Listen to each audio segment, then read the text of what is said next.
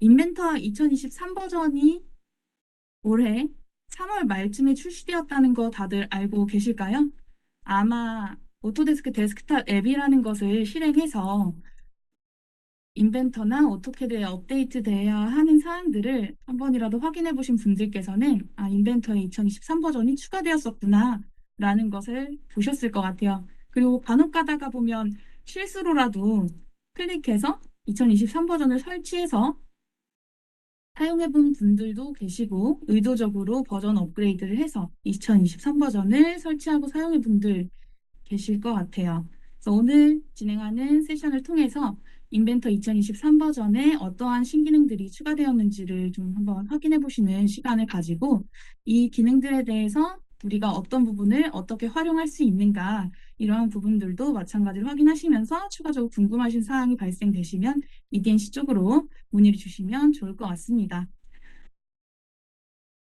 먼저 인벤터 2023 버전에 어떠한 항목마다 각 카테고리별로 어떤 기능들이 추가되었는지를 구분을 해두었는데요. 총 전체적으로 보면 네 가지의 카테고리로 구분을 했습니다. 그래서 환경 쪽에서는 어떤 내용들이 개선되었는지, 또 부품, 조립품, 도면 각 카테고리별로 좀 구성을 해보았고요. 이 여러 가지 기능들 중에 가장 효율적으로 또 효율적으로 우리 업무에 활용될 수 있는 부분들이 어떤 것인지 좀 기록해 두시면 좋을 것 같습니다. 먼저 환경 부분부터 말씀드리도록 할 텐데요. 앞서도 말씀드렸지만 인벤터 2023 버전을 설치해 보신 분들께서는 아래에 아이콘을 보시면 바로 이해되실 것 같아요. 기존의 인벤터 아이콘과는 조금 달라진 부분 보이실 거예요. 오토데스크 로고를 2021년도 9월에 변경을 하면서 인벤터뿐만 아니라 전체적인 오토데스크 제품들에 대한 아이콘을 변경했습니다. 만약에 2023 버전의 제품을 아직 설치해보지 않은 분들께서는 앞에 화면에 보이시는 아이콘들이 우리가 2023 버전을 설치하면 바탕화면에 생성될 거다라고 알고 계시면 될 것 같아요. 그래서 이러한 아이콘들이 생성되면 이 아이콘들을 실행함을 통해서 우리의 제품을 실행하고 설계 작업을 진행하면 되겠죠. 그럼 이 환경이라는 카테고리에는 어떠한 내용들로 해서 구성이 되었는가 보시면 먼저 내 홈 화면이 어떻게 변경됐는지 그리고 자유회전에 대한 탐색이 향상되었는데 어떤 식으로 향상이 되었는지 자동 표시 미세 조정이라는 기능 사용해 보신 분 계실지는 모르겠지만 이 기능에 개선 사항이 있어요. 또 아이로직과 퓨전 360과의 호환성 성능에서 개선된 부분들 이렇게 순차적으로 말씀드리도록 하겠습니다. 내홈 화면을 옵션에서 사용하도록 하는 분들 많이 계시죠? 또 사용하지 않도록 설정할 수 있다는 것도 알고 계실 것 같아요. 옵션에서 해당 부분이 가능한데 제가 이렇게 원격으로나 또는 방문 들여서 지원을 드리다 보면 많은 분들께서 내홈 화면을 활성화해서 사용하시는 분들이 더 많더라고요, 비중이. 그래서 이 내홈 화면이 어떻게 변경됐는지를 한번 더 체크하고 넘어가면 좋을 것 같습니다. 앞에 화면에 보이시는 것처럼 내홈 화면에서는 기존과 같은 경우에 시작하기 탭이 구성이 되어 있었고, 그리고 프로젝트라든지 이런 부분들을 실행할 수 있는 것들이 따로 기능 탭으로 구현되어 있었습니다. 하지만 해당 탭이 제거가 되면서 하나의 화면만으로 구성이 되어 있는 게 보여요. 그래서 지금 앞에 이미지에서 보실 수 있는 것처럼 왼쪽에 프로젝트와 관련된 기능들이 배치되어 있고, 그리고 프로젝트 설정이라든지 기존 문서를 오픈한다든지 아니면 새로운 문서를 생성한다든지의 모든 기능들이 왼쪽 타일로 구성이 되어 있습니다. 또 가운데는 원래 인벤터 2022 버전 하위의 버전들에서도 마찬가지로 구성되어 있던 내가 최근에 작업했던 문서들에 대한 리스트가 구성되는 게 보여요. 이렇게 네모 화면이 현재 변경이 되었고 왼쪽에 보이는 이미지와 같이 내홈으로 전환되는 버튼이 위쪽 상단 제목 표시줄 쪽에서 표현되는 것이 보입니다. 이렇게 변경이 되었고요. 이 부분들을 좀 간단하게 또 어떻게 변경이 되었는지를 확인해 보도록 하겠습니다. 추가적으로 이렇게 인벤터에서도 밝은 화면으로 인터페이스를 사용하고 있죠. 이 부분이 마찬가지로 볼트를 사용하는 분들이 또 많으시죠. 그 볼트를 사용하시는 분들께서는 볼트에서도 2023 버전에서는 밝은 화면과 어두운 화면을 추가적으로 사용할 수 있다는 거 알고 계시면 좋을 것 같습니다. 그럼 인벤토에서 기존 대비 현재 버전에서 홈화면이 어떻게 변경되었는지를 좀 보도록 하겠습니다. 이전 버전의 경우에 필히 시작하면 꼭 시작하기 탭에서 접근해서 프로젝트 창을 띄워서 작업했어야 됐죠. 또 우리 회사만의 템플릿을 사용하는 경우에는 별도의 새로 만들기 버튼을 꼭 클릭해서 작업해야 됐어요. 이 새로 만들기 버튼을 통해서 작업했던 게 좀 번거로우셨을 수도 있을 것 같은데 지금은 변경되어서 한 화면에서 탭 전환 없이 바로 프로젝트 설정을 하거나 또는 새로운 문서를 생성하고 기존 문서를 여는 작업이 가능해졌다. 또 시작하기 탭이 아니라 위쪽의 제목 표시줄에서 네옴으로 변환할 수 있다는 것을 통해서 동선을 조금 줄일 수 있다는 부분 확인을 했고요. 또 우리가 모형을 회전함에 있어서 개선된 부분에 대해 말씀드리도록 할게요. 이전 버전에서도 우리가 선이나 점, 면을 통해서 해당 요소를 선택을 하고 선택된 요소 기반으로 해서 회전을 하게 되면 어떠한 특정 피벗 포인트를 기점으로 해서 모형을 회전할 수가 있었어요. 또 우측에 보면 이미지에서 보이는 것처럼 마우스 휠 버튼과 그리고 시프트와 컨트롤 키를 활용을 해서 우리가 모형을 회전할 수 있는데 이 부분들에 대해 옵션으로 변경을 할 수 있다는 건 혹시 알고 계셨을까요? 그래서 마우스 가운데 휠 버튼만 통해서 모형을 회전한다든지 하는 이런 부분들이 모두 다 커스터마이징이 가능했었는데 지금은 이 부분이 조금 개선이 되어서 우리가 선과 면을 선택을 해서 회전을 하더라도 지금은 이미지에 2023 버전 기반으로 해서 표현을 해드리기 때문에 이러한 피벗점들이 모형 가운데 이렇게 표현이 되는데요.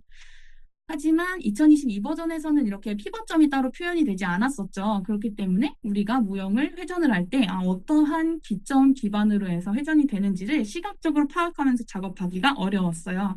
근데 지금 이 부분이 개선되었기 때문에 바로 화면에서 피벗점이 현재 어디인지 내가 지금 선택한 요소의 어느 포인트가 피벗점으로 활성화되어서 회전이 되고 있는지를 파악하기 쉽게 개선이 되었습니다. 그럼 이 부분도 마찬가지로 화면을 통해 기존 버전 대비 현재 버전이 어떻게 변경되었는지를 잠깐 살펴보도록 할게요.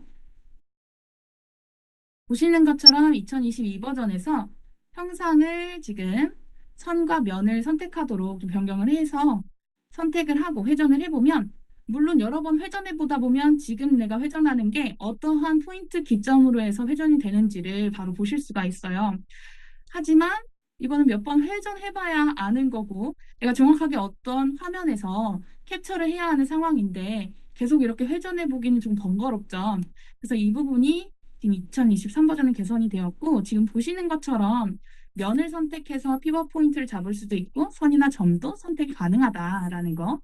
2023 버전에서 보시는 것처럼 초록색으로 현재 선택된 요소의 어느 포인트가 피벗 포인트인지를 바로 시각적으로 확인할 수 있습니다.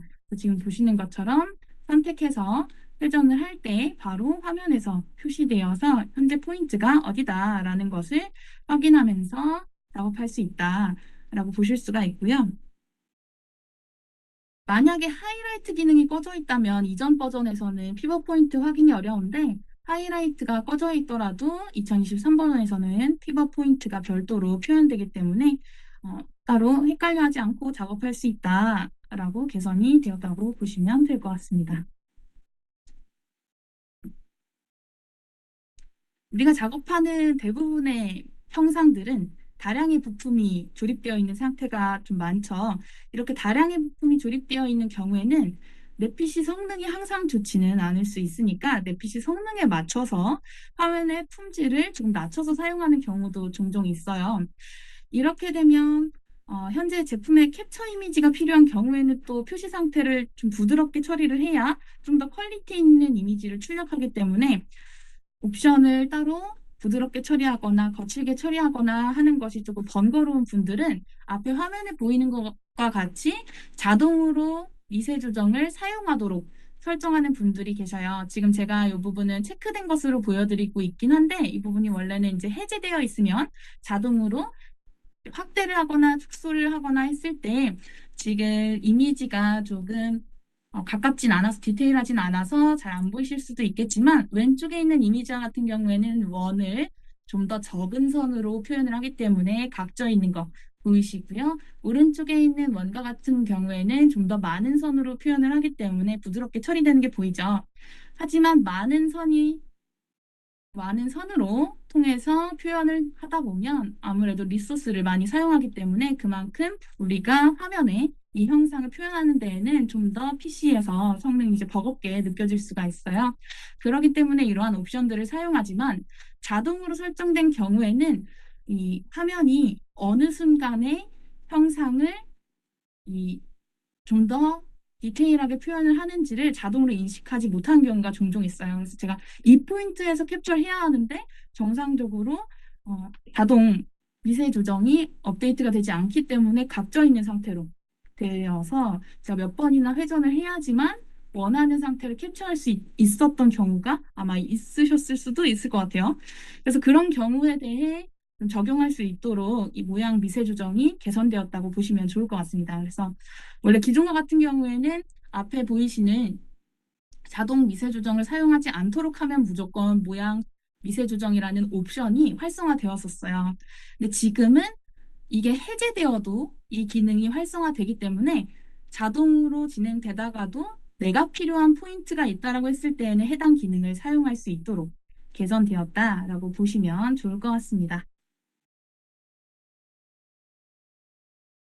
또 아이로직도 많이 사용하는 분들 계실 것 같아요. 제가 이렇게 표준화 작업을 진행드리다 보면 마찬가지로 우리 회사 도면에 입력되어야 하는 속성 값들이 있을 때 부품에 있는 속성 값들을 우리 회사의 도면에 맞춰서 링크되도록 잡아주는 거 그리고 이렇게 잡아주는 것뿐만이 아니라 입력되어야 하는 속성 값들을 가지고 아이로직에서 좀 편리하게 입력할 수 있도록 구현을 해드리는 경우가 있는데 이러한 경우에서는 아이로직 창을 좀 더 쉽게 띄워주면 좋겠죠. 아이로직을 사용하시는 분들은 아시겠지만 우리가 기존에 아이로직을 띄우기 위해서는 인벤터에서 별도의 아이로직 탭에 들어가서 그 아이로직 탭 내에서 양식이나 규칙 탭을 통해서 들어갔어야 돼요. 근데 이렇게 동선이 길어지다 보면 작업 시간이 그만큼 늘어나는 거니까 이 부분이 조금 개선되어서 지금은 사용자화에서 내가 자주 사용하는 어떠한 규칙이나 양식 같은 것들을 도구 탭, 지금 화면에서 보이시는 것과 같이 도구 탭에 내가 자주 사용하는 어떠한 아이로직 규칙 같은 것들을 배열해서 바로 클릭하면 해당 기능이 실행되도록 개선되었다라고 보시면 좋을 것 같습니다. 또 이렇게 아이로직을 이용하다 보면 매개 변수를 다중으로 입력해서 사용하는 분들이 많이 계실 것 같아요. 그래서 이렇게 다중으로 매개 변수를 사용하는 분들도 우측에 보이시는 이미지와 같이 우리 회사에서의 어떠한 매개 변수 리스트를 적용해서 사용하는 분들이 계실 텐데 기존에는 입력된 순서에 따라서만 이 매개 변수 리스트가 관리되었지만 지금은 이 매개 변수에 대한 순서를 별도로 변경할 수 있도록 개선이 되었습니다. 그래서 만약에 이제 아이로직에서 어떤 리스트가 구성이 되어 있는데 그 부분에 대해서 조금 편집이 필요하다라고 했을 때에는 이 리스트를 추가적으로 편집을 할 수 있게 개선되었다라고 보시면 될 것 같아요. 또 이제 퓨전 360 호환 기능인데요. 이따 두 번째 세션에서도 마찬가지로 퓨전 360에 대한 제너레이티브 디자인의 내용으로 이제 진행이 될 건데 이렇게 퓨전 360과의 호환이 점점 개선이 되고 있어요. 아래쪽에 이미지에서 보이시는 것과 같이 인벤터 2022 버전에서도 마찬가지로 퓨전 360으로 데이터를 전송하는 기능이 들어가 있기는 했었습니다. 그래서 이 기능을 통해서는 별도로 어떤 제가 추가적으로 두 번째 스텝으로 진행할 영역으로 넘어가진 않았고 바로 퓨전 360으로 데이터가 넘어가면서 지정된 팀 내에 데이터가 업로드되는 수준 정도까지만 구현이 됐었는데 지금 2023 버전에서 개선이 되어서 내가 퓨전 360에서 어떠한 두 번째 스텝으로 넘어갈 것인지를 지정해서 해당 스텝으로 데이터를 전송할 수 있게끔 개선이 되었다라고 보시면 좋을 것 같습니다. 그래서 모델링 쪽으로 변경을 한다든지 또는 해석 쪽으로 변경을 한다든지 가공 쪽으로 변경을 한다든지 라는 식으로 이렇게 적용을 할 수가 있게 되고요. 간혹 가다 보면은 우리 회사는 인벤토로 설계를 하는데 협력 회사는 퓨전 360으로 설계를 하는 경우에 퓨전 360에서 추가적인 작업을 진행할 수 있도록 또는 오픈할 수 있도록 이렇게 데이터를 전송하시더라고요. 그래서 이렇게 데이터 전송을 하실 때 우리가 협력해서 그 데이터 전송이 필요한 팀이 지정되면 그 팀 내부에 데이터를 전달해서 상대방 쪽에서 바로 데이터를 오픈할 수 있도록 활용할 수도 있고 지금 보시는 것처럼 내 PC에서 옵션을 통해서 내 PC에서 바로 퓨전에 넘긴 다음에 내 PC에서 바로 퓨전 360을 시작해라 라는 옵션도 마찬가지로 추가가 되었어요. 그래서 업로드를 하면 바로 퓨전 360을 실행해서 두 번째 스텝으로 진행할 수 있게끔 개선이 되었다라고 보시면 좋을 것 같습니다.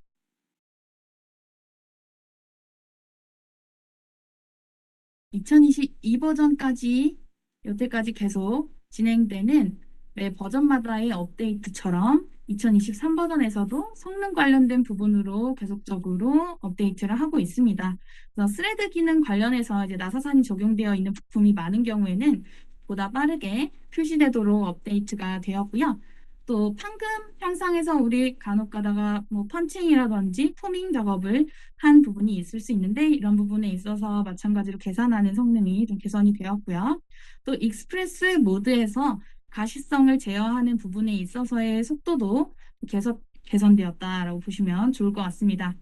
가장 아래쪽에 있는 GPU 광선 추적이라는 게 보이는데 우리 지금 지포스 쪽에 있는 그래픽 카드 있죠. 거기서 이제 RTX라는 제품을 사용한다거나 또는 쿼드로 P 시리즈나 지포스 10 시리즈, 라데온 프로 W6000 시리즈 이런 제품들을 사용하는 경우에만 사용할 수 있는 옵션이라고 보시면 좋을 것 같아요. 그래서 픽셀을 추적하냐 아니면 광선을 추적하냐라는 개념으로 봐서 광선 추적이 좀더 현실과 같은 실사감이 있다라고 해서 그래픽적으로 보다 실사적으로 표현하고자 했을 때 사용할 수 있는 옵션이라고 보시면 좋을 것 같고요. 방금 말씀드린 것과 같이 특정 그래픽 카드에 한정돼서 사용할 수 있는 옵션이어서 먼저는 내 PC에 탑재되어 있는 그래픽 카드가 어떤 것인가를 한번 확인해보고 해당 옵션을 활용해보면 좋을 것 같습니다. 방금까지 이제 인벤터의 기본적인 환경 관련돼서 개선된 부분들을 좀 말씀을 드려보았고요. 이번에 부품 환경에서 어떠한 부분들이 좀 개선되었는지를 또 확인해 보도록 하겠습니다. 부품도 마찬가지로 이렇게 5개 정도의 기능들로 좀 안내를 드릴 거고요. 모든 것들이 다 마찬가지지만 부품, 환경, 조립품, 도면 제가 말씀드리는 모든 카테고리에는 제가 말씀드린 것뿐만이 아니라 더 다양한 기능들이 개선되었지만 우리가 설계함에 있어서 좀 더 활용도가 높을 것 같은 것들만 추려서 말씀드리니까 나중에 전체적인 신기능에 대해서 궁금하신 부분이 있으시다면 EDNC로 문의 주시면 좋을 것 같습니다. 스케치 관련부터 순차적으로 한번 확인해 보도록 할게요. 스케치 관련해서는 투영 관련 기능이 좀 개선이 되었습니다. 그래서 기존에 우리가 스케치 작업을 할 때 어떠한 면에 절단 모서리를 투영을 해온다던가 하는 경우가 많죠. 그래서 이렇게 투영을 해온 경우에 스케치가 깨지는 부분이 있다라고 했을 때 깨진 투영을 일일이 선택을 했어야 돼요. 2022 버전까지는. 2023 버전에는 해당 기능이 개선이 되어서 지금 우측에 보이시는 것과 같이 깨진 투영 모서리를 한 번에 선택하고 딜리트할 수 있는 기능이 개선되었습니다. 그렇기 때문에 지금 이 이미지를 예시로 들어도 만약에 하나하나씩 선택을 해야 하면 선 하나 클릭하고 하나씩 클릭해야 했던 부분이 개선되어서 가운데에 다른 형상들이 있더라도 무시하고 투영 모서리만 바로 선택해서 제거할 수 있도록 개선이 되었습니다. 또 MBD 관련된 부분 그리고 형상 공차와 매개 변수 관련된 부분이 조금 개선이 되었는데요. MBD라고 말씀드려서 조금 생소하게 느껴질 수도 있을 것 같지만 우리가 3D에서 어떠한 치수를 입력하는 행위가 MBD라고 보시면 좋을 것 같아요. 그래서 모델 베이스드 데피니션이라고 이해를 해주시면 좋을 것 같고 앞에 적어놓은 것과 같이 모형 기반의 정의다인데요. 우리가 스텝 파일을 협력사나 아니면 다른 타부서에 이 스텝 파일 자체를 공유해 주시는 경우가 상당히 많죠. 근데 이 스텝 파일이 치수가 함께 부여되어서 제공되는 경우에는 어떤 중요한 치수에 대해서는 명시적으로 바로 스텝 파일 자체에 치수를 부여해서 제공할 수 있다라는 건 이전 버전에서도 가능했어요. 그런데 이렇게 스텝 파일 자체에 치수를 기입할 때 어떤 프로퍼티를 링크를 한다거나 하는 부분에 있어서는 조금 적용되지 못했던 속성들이 있는데 그 부분이 좀 이제 개선이 되어서 보시는 것과 같이 우리가 모형 사용자 프로퍼티라던가 또는 매개 변수를 바로 텍스트에 링크 시켜줄 수 있다라고 보시면 좋을 것 같습니다. 또 여기 보여지는 것과 같이 2D 그리고 3D 이렇게 두 개의 스케치 환경에서 모두 다 매개 변수나 아이 프로퍼티를 입력할 수 있다고 보시면 좋을 것 같아요. 또 추가적으로 공차 관련해서는 우리 목깎기 옵션에서 바로 공차 적용이 되지 못했어요. 그래서 목깎기에 공차 적용이 필요한 경우에는 목깎기 값을 입력을 한 다음에 별도로 매개변수 창을 띄워서 공차 적용을 했어야 합니다. 하지만 이 부분이 개선되어서 지금 우측에 보이시는 것과 같이 바로 공차 적용이 가능하도록 기능이 추가되었어요. 그래서 목깎기 적용 시에도 공차 기능을 통해서 왼쪽에 보이시는 것과 같은 창에서 바로 공차 값을 입력하고 공차 크기에 대한 정보를 지정할 수 있다라고 보시면 되고요. 아래쪽에 보이시는 것처럼 공차 치수를 바로 공차뿐만이 아니라 형상에 대한 치수가 지정이 되었다라고 하면 도면에 바로 해당 치수를 로드할 수 있죠. 그래서 모형에 있는 주석들을 바로 자동으로 로드할 수 있다라는 사항도 같이 알고 계시면 좋을 것 같고요. 그리고 매개변수 창에서 이렇게 나뉘어 있던 공차 기능들이 하나로 통합되었다라고 보시면 좋을 것 같습니다. 부품에서 새로 추가된 기능인데요. 표식 기능입니다.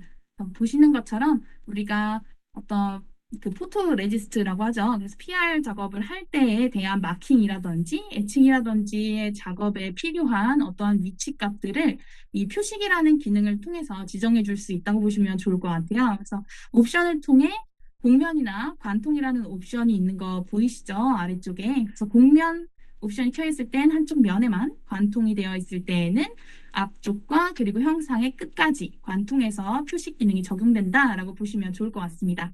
또 우리가 이 표식 작업을 판금해서 했을 때에는 그 표식에 대한 레이어를 내가 원하는 그 지정된 레이어로 해서 DXF나 DWG 파일로 출력할 수 있다고 보시면 될 것 같고요. 방금 보셨던 복면과 관통 옵션뿐만이 아니라 외곽선과 스트로크 옵션도 별도로 있어요. 그래서 그 애칭이나 마킹되는 스타일에 대해서 지정할 수가 있고요. 부품에 대한 스타일 값을 변경을 할 때 해당 옵션들에 대해서도 지정해서 적용할 수 있습니다.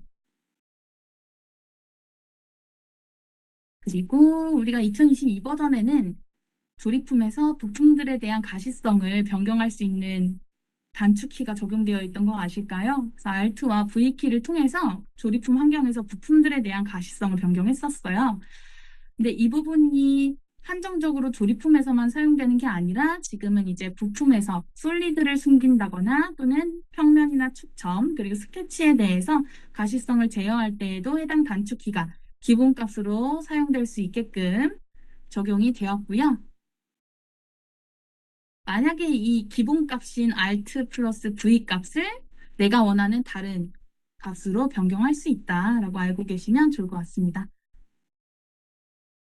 판금 관련돼서 표시 관련된 부분이 개선되었어요. 그래서 상세값이 표현되지 않았던 부분이 좀 많이 있습니다. 판금 쪽에서는. 그래서 이 부분이 개선되어서 왼쪽에서처럼 간소하게 표현되었던 것들이 우측에서 보이시는 다른 피처와 똑같이 디테일하게 구성이 되도록 개선이 되었고 또 조립품에서 판금이나 또는 용접 관련된 것들의 구성 요소가 억제되어 있다면 이렇게 간소하게 표현되었는데 이 부분도 마찬가지로 디테일하게 표현되도록 개선되었습니다. 다음은 조립품 관련된 부분에서의 개선 사항이고요. 조립품과 도면은 조금 짧게 구성을 해서 빠르게 진행하도록 하겠습니다. 그 조립품 관련된 부분에서 개선된 사항은 BOM 관련된 부분과 그리고 아이메이트 그 구속 조건에서의 개선된 사항, 튜브 파이프 설정값 유지 이렇게 구성을 해보았고요. BOM 관련된 부분에서는 일단 우리 조립품에서 어떠한 특정 부품에 대해 억제를 했을 때 그 억제된 부품도 사실 개수는 0개로 해서 BOM 내에 표현이 되었던 부분이 있었죠. 그래서 만약에 BOM에서 해당 요소가 필요 없다라고 했을 때는 별도로 BOM을 출력해서 엑셀에서 따로 편집을 해야 한다거나 하는 좀 번거로운 사항이 있었습니다. 이 부분이 개선되어서 별도의 옵션이 새로 들어왔고요. 그래서 BOM에서 억제된 구성 요소는 제외하고 BOM을 출력하도록 개선이 되었어요. 그리고 억제된 구성 요소가 없어지면 부품 번호는 다시 매겨야겠죠. 그래서 이 번호도 다시 처음부터 매기도록 좀 개선이 되었고요. 우측에서 보이시는 것처럼 BOM 내에서 현재 부품에 대한 상태를 바로 시각적으로 확인할 수 있도록 개선이 되었습니다. 그래서 현재 부품이 일반인지 잠겨 있는지 재지정되었는지 복제된 것인지에 대한 상태를 BOM 내에서 바로 확인할 수 있게끔 개선이 되었다고 보시면 좋을 것 같아요. 그 아이메이트 또는 구속 조건에 대한 편집 관련된 부분은요. 우리가 이제 편의상 아이메이트를 생성했거나 또는 구속 조건을 입력할 때 바로 억제할 수 있는 옵션이 추가되었어요. 그래서 추가할 때뿐만이 아니라 편집할 때에도 해당 옵션에 대해서 이제 바로 억제를 할 수 있도록 하는 요소가 추가되었는데요. 이 부분에 활용될 수 있는 부분은 우리가 모형 상태 작업을 한다던가 아니면 이제 표현 작업을 한다라고 했을 때에는 같은 구속 조건인데 여러 개 들어가면 문제가 발생하죠. 그럴 때 해당 구성 요소를 이 해당 구속 조건 자체를 다른 설정에는 사용해야 하지만 현재 설정에는 없어야 한다라고 했을 때에는 구속 조건은 만들지만 현재 버전에서는 억제한다라는 개념으로 활용하시면 좋을 것 같습니다.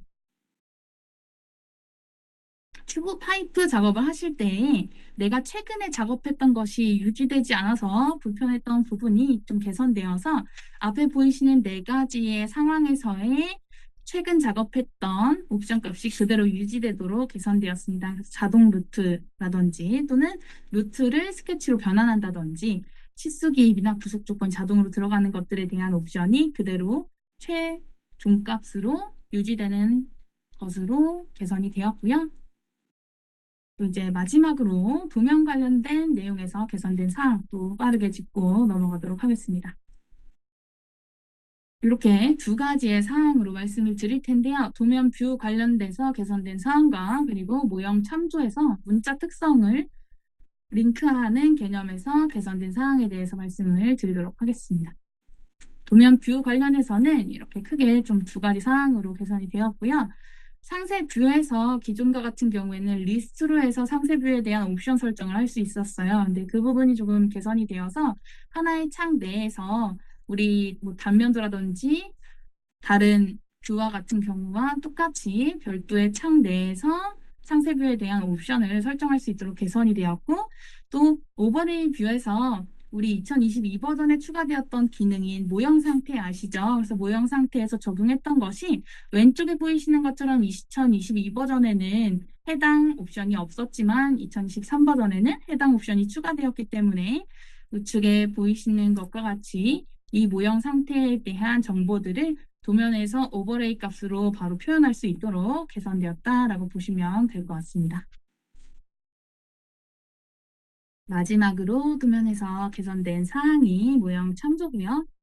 이 모형 참조라고 명칭은 지었지만 우리가 도면 작업할 때 표제란에 그 도면에 대한 정보값들이 모두 다 입력이 되어야 되죠. 근데 이 표제란에 입력되는 정보들이 하나의 형상을 기반으로 해서 작업이 되어 첫 번째로 입력된 뷰가 뭐냐에 따라서 그 표제란에 대한 값들이 다 로딩이 되는데 이 부분이 사실 우리 도면에는 하나의 부품만 들어가는 게 아니라 조립품 그리고 뭐 A, B, C 부품이 들어간다라고 했을 때 어떠한 뷰를 기반으로 해서 이 도면의 표제란에 들어갈 문자 속성들을 로딩할 거냐에 대해서 별도로 설정할 수 있도록 개선되었다라고 보시면 좋을 것 같습니다.